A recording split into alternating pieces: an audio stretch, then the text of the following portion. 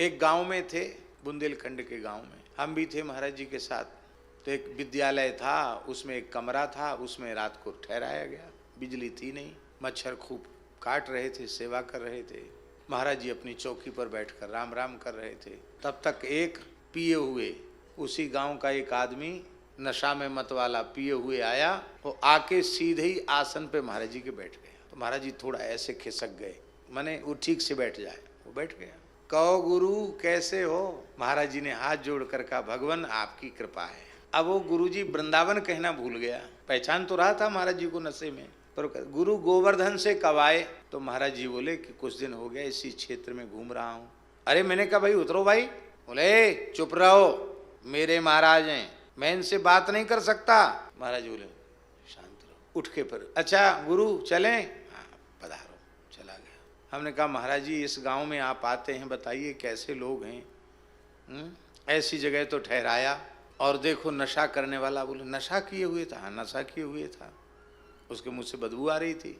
आप बोले जहाँ अधिक आत्मीयता होती है वहाँ सब मर्यादा भूल जाती है। बहुत प्रेम करता होगा वो व्यक्ति, इसलिए बैठ गया निकट से। कितने स्नेह से पूछ रहा था, कहो गुरु कैसे हो? गाली तो नहीं दिया उसने। और फिर बोले तुम्हें पता नहीं है कितनी बार गोवर्धन गोवर्धन शब्द का उसने उच्चारण किया, वह पवित्र हो गया। इसलिए तुम अपना आसन बासन ठीक रखो।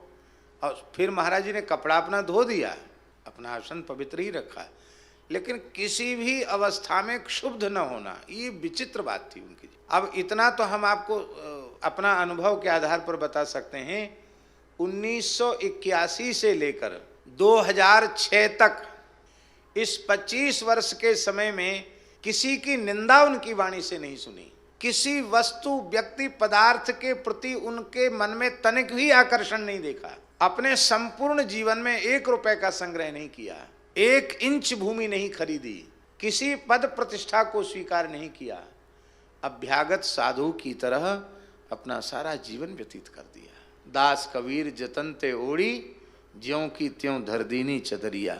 इसलिए हम तो आग्रह करते हैं कि वर्तमान में नए साधकों को साधुता का स्वरूप क्या है, इसको समझने के लिए पूज्य सद्गुरुदेव भक्तमाली जी के सद्गुरु चरितामृतम ग्रंथ को पढ़ना चाहिए।